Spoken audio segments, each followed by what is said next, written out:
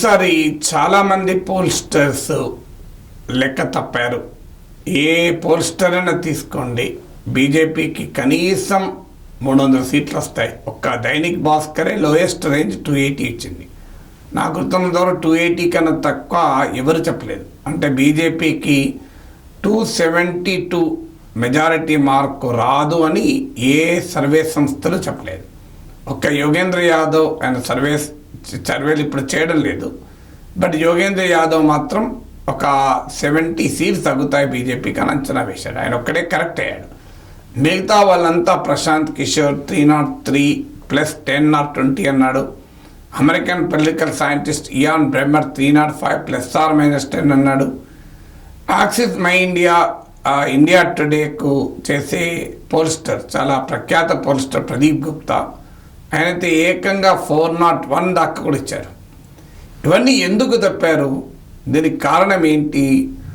ఒకటి, exit polls కూడా manipulate చేయాల్సిన అవసరం ఉంటుందా? ఎందుకంటే ఎగ్జిట్ పోల్స్తో ఏమీ మారదు.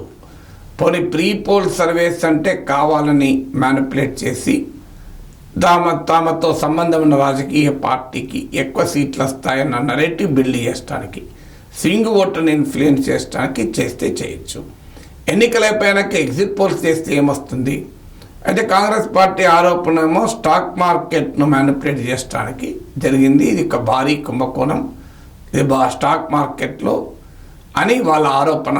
అది ఇంకా ఎవిడెన్స్ సబ్స్టాన్షియేషన్ కావాలి. కానీ అందరూ పోల్స్టర్లు కూడబలుకొని స్టాక్ మార్కెట్ను మ్యానిపులేట్ చేస్తారా? ఎందుకంటే ఒక్కరు కాదు కదా, ప్రతి ఏజెన్సీ బీజేపీకి సయాన మెజారిటీ వస్తుంది అని చెప్పారు. 240 వస్తుందని దాదాపు ఎవరు చెప్పినట్లేదు. ఎవరైనా ఒకరు చెప్పారేమో గుర్తులేదు, కానీ దాదాపు ఎవరు చెప్పలేదు. అందువల్ల దేశంలో ఉన్న పోల్స్టర్స్ అంతా, సర్వేలు చేసేటోళ్ళంతా కూడబలుకొని స్టాక్ మార్కెట్ మ్యానిపులేట్ చేస్తారా? అలా చెప్పడానికి కొంత కష్టమే. మరి ఏమీ పాసిబుల్ జరుగుతుంది అన్లెస్ ఏదైనా కావాలని చేసిన కుట్ర సిద్ధాంతం నిజమైతే చెప్పలేను. కానీ కుట్రలు ఏవీ లేకపోతే ప్రొఫెషనల్ రీజన్స్ ఏమై ఉండాలి. ఒకటి ప్రొఫెషనల్ రీజన్స్ ఏంటంటే, ఈ ఎగ్జిట్ పోల్స్లో ఓట్ షేర్ కనుక్కుంటారు. ఎందుకంటే ఏ ఎగ్జిట్ పోల్ కూడా, ఏ ప్రీ పోల్ సర్వేలకు కూడా ప్రతి కాన్స్టిట్యున్సీలో ఈ పెద్ద సంస్థలు చేయవు. సింగిల్ చిన్నవారు ఎవరైనా సర్వేలు చేసేవారు ఒక్కొక్క కాన్స్టిట్యున్సీకి వెళ్ళి సర్వే చేస్తారు. 5,000 శాంపుల్ 10,000 శాంపుల్ తీసుకుని కూడా చేస్తారు. కానీ ఈ పెద్ద పెద్ద సంస్థలు ఏవి ఇప్పుడు ఆంధ్రప్రదేశ్లో 175 ఉన్నాయి, ఇండియాలో 543 ఉంటే 543 కాన్స్టిట్యున్సీస్ చేయరు. ఇందులో శాంపుల్ చేసి దేశం మొత్తం మీద కొన్ని కాన్స్టిట్యున్సీలు, అందులో కొన్ని బూతులు తీసుకొని రాజకీయ పార్టీలకు వచ్చే ఓట్ షేర్ను ప్రిడిక్ట్ చేస్తారు.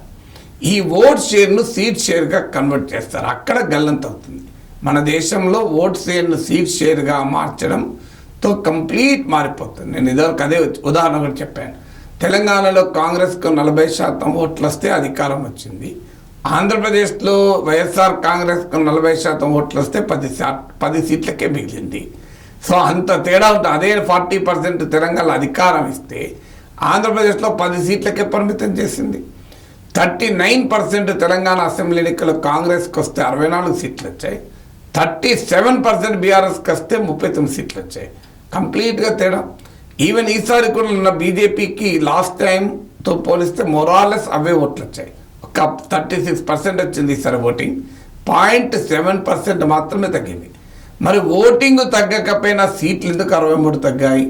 సో ఇక్కడే ఓట్లను సీట్లుగా కన్వర్ట్ చేయడం మన దేశంలో చాలా కాంప్లెక్స్. ఎందుకంటే ఒక దగ్గర 50,000 మెజార్టీతో ఒక్క పార్టీ గెలవచ్చు, ఇంకో చోట వేరే పార్టీ 20 సీట్లలో 2,000 మెజార్టీతో సగటున గెలవచ్చు. ఆ 50,000 మెజార్టీ వచ్చిన పార్టీకి ఒక్క సీట్ వస్తే 2,000 మెజార్టీతో గెలిచిన పార్టీ 20 సీట్లు గెలుచుకుంటుంది. అంత తేడా ఉంటుంది ఓట్ కన్వర్షన్కు, సీట్ కన్వర్షన్కు. రెండవ పాసిబుల్ ఎక్స్ప్లెనేషన్ ఏంటంటే ఫియర్ ప్రైస్ అంశం. అంటే ఏ పోల్స్టర్ ఎవరిని డేటా ఎక్కడి నుంచి సేకరిస్తాడు? ఓటర్ను సేకరిస్తాడు. కానీ ఓటరు నిజం చెప్తాడా? ఎప్పుడైనా బలమైన నాయకులు ఉన్నప్పుడు ఓటరు నిజం చెప్పడానికి వెనకాడతాడు. ఇప్పుడు మీకు ఆంధ్రప్రదేశ్లో కూడా బహుశా అదే జరిగి ఉంటుంది. ఏ సర్వే కూడా ఈ స్థాయిలో రిజల్ట్ వస్తుందని ఎక్స్పెక్ట్ చేయలేదు. లోకేష్ కూడా ఎన్డీటీవీకి ఇచ్చిన ఇంటర్వ్యూలో మేము కూడా ఎక్స్పెక్ట్ చేయలేదన్నాడు. కారణం ఏంటంటే సర్వే చేసేటప్పుడు ఓటరు తన మనసులో ఉన్న అభిప్రాయం చెప్పకపోవచ్చు. అందులో ఒక పోలరైజ్డ్ ఎన్విరాన్మెంట్ ఉండి ప్రభుత్వం అధికారము ఒకరి చేతిలో ఉన్నప్పుడు ఆ బలమైన నాయకులుండి చాలా స్ట్రాంగ్ లీడర్స్ అని చెప్పుకునేవారు బాగా ఆ ఓటర్ భయపడి కూడా చెప్పకపోవచ్చు. అది మోడీకి వ్యతిరేకంగా ఓటేస్తున్నవాడు చెప్పకపోవచ్చు, జగన్కు వ్యతిరేకంగా ఓటు వేసేవారు కూడా చెప్పకపోవచ్చు.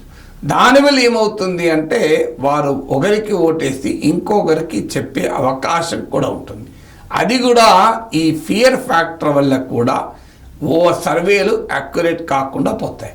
ఇది కాకుండా శాంప్లింగ్ ఎర్రర్ ఇవేలాగా ఉంటాయి. అయితే అన్ని గంపగుత్తగా అన్ని సంస్థలు ఫెయిల్ కావడం అంటే శాంప్లింగ్ ఎర్రర్ కన్నా ఈ ఓట్ను సీటుగా కన్వర్ట్ చేయడంలో ఉన్న ఇబ్బంది, అలాగే ఫియర్ ఫ్యాక్టర్ వల్ల ఓటర్ సరిగా చెప్పకపోవడమే ముఖ్యంగా కారణాలు అయి ఉండాలి.